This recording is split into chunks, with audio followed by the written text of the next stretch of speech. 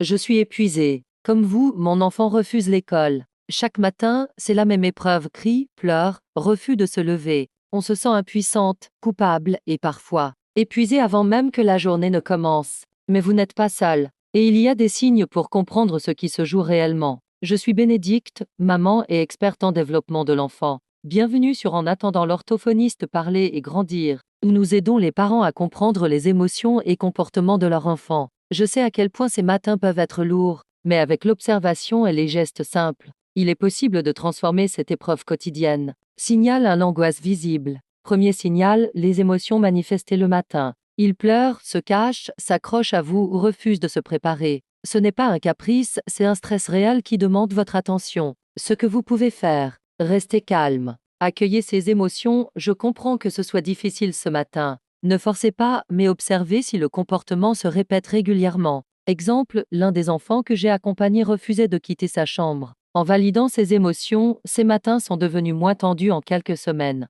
Signal de changement après l'école. Deuxième signal, ce qu'il montre à la maison. Certains enfants tiennent toute la journée mais s'effondrent en sécurité à la maison. Il peut se renfermer, être irritable ou demander beaucoup d'attention. Ce que vous pouvez faire. Chaque soir, posez seulement 2 questions. Quel a été ton meilleur moment aujourd'hui? Et le plus difficile? Écoutez sans juger ni interrompre. Petit rappel, notez vos observations pour identifier les déclencheurs et mieux comprendre son stress. Signal 3 signes physiques. Troisième signal, les manifestations corporelles. Maux de ventre, nausées, tremblements ou fatigue le matin. Ces signes réguliers traduisent un stress réel face à l'école. Ce que vous pouvez faire. Notez les jours où il refuse et les symptômes observés. Cherchez les patterns certains cours. Activités ou moments déclenchent-ils plus d'angoisse? Partagez ces observations calmement avec l'enseignant pour trouver des solutions. Mini-conclusion. Le but n'est pas de paniquer ni de culpabiliser. Tous les enfants traversent des périodes difficiles,